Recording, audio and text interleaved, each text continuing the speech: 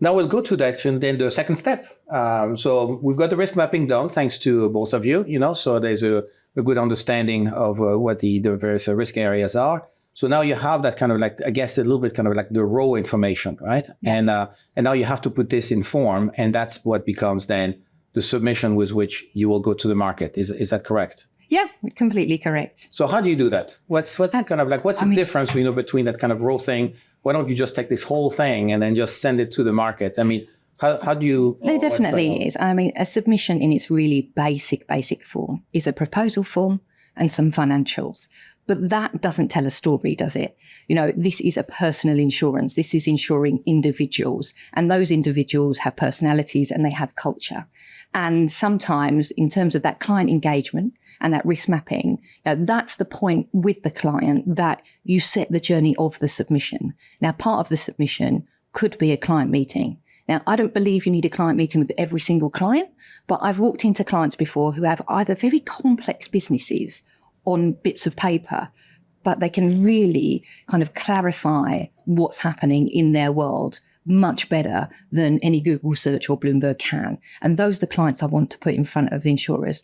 Also, I have clients with terrible press, bad news everywhere. And you think, gosh, this is going to, need a heavy solution. But actually, again, you can walk into those client meetings. You have got great access to the C-suite. You can see the CEO, the CFO. They talk to you about actually what they're doing, what's going on and why it looks like it looks. And you think, I need you in front of the underwriters. So for me, a submission, basic financials, basic prop form is for us to then become that client and put some colour around those, those individual items. But I think, again, like I said, this is an individual insurance. Sometimes the best thing you can do in terms of bringing that submission is actually putting the client in front of the insurers, whites of the eyes, let people ask questions, engage. And I think nothing is better than that, actually, that face-to-face contact. So you put a lot of importance in that client meeting. I do. Okay. And I mean, look, buying D&O insurance is quite a task, I think. A lot of these people are running very huge businesses and multinational businesses, but they do understand the importance of the insurance, so they will make time for this.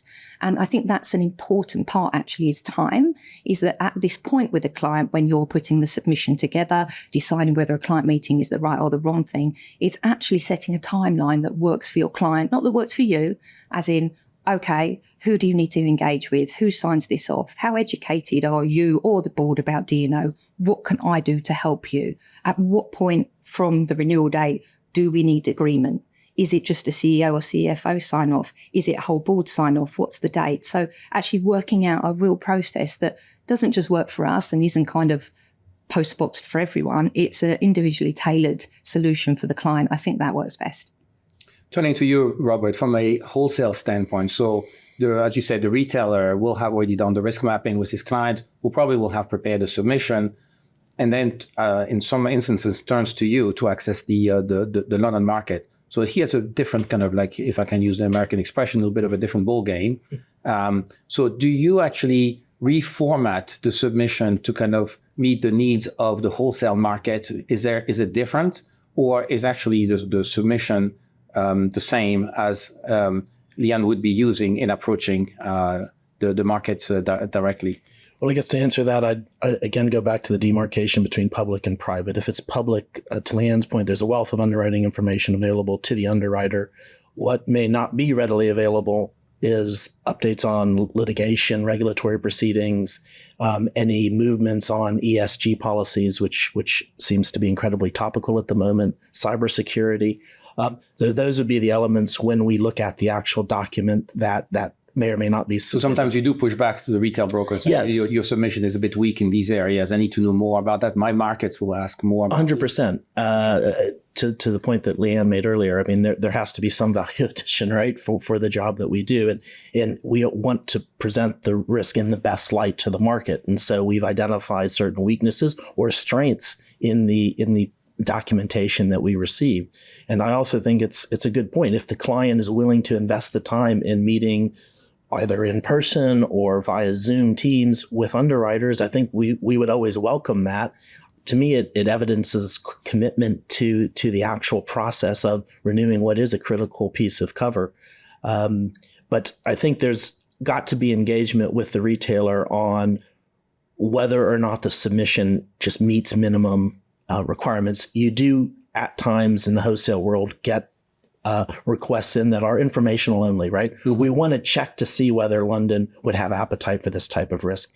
In that instance, bare minimum information is acceptable. But if you're really looking to bind cover for a complex organization, you need to work with your wholesale broker about what the underwriters will ask and potentially ask in a supplemental fashion after they've reviewed the documentation. So far, we've talked about the risk mapping. We talked about getting the submission ready. And now the underwriter starts to surface, kind of like appear on a radar screen. So now we can turn to Ellie. So Ellie, we were talking here about the all these client meetings, roadshows, and all that. So these are incredibly time consuming. Right? In the day, they can last, and I see you day in, day out attending these meetings on Zoom or actually disappearing for a client meeting somewhere. And I can tell they're time consuming. So from your perspective, because that time is really valuable, what would be the kind of like the tips, or recommendation that you would give to a client in terms of like, when you come to, because they themselves make the effort to come all the way to London and also commit their time, and often their general counsel, CFO, executive of these firms. So their time is valuable too. So what's the best way of maximizing that time in a way that client meeting is really relevant to you? What can you tell us about that? Yeah, so I mean, we go to lots of these client meetings. They range in length of time. Some of them can be all day, and we see the full client facilities. We often travel internationally to meet clients. And I think you can get real value out of those. Typically, the more informal they are, the better value they offer to underwriters. The kind of presentation of financials or share performance and the information that's publicly available to us, unless they're going to put a new spin on it, we can already research that ourselves. We can already read that. We already know that before we step foot in the room. The real value, I think, comes, like Leanne was saying, kind of looking someone in the eye and asking them the really important questions, kind of, what is the board talking about right now?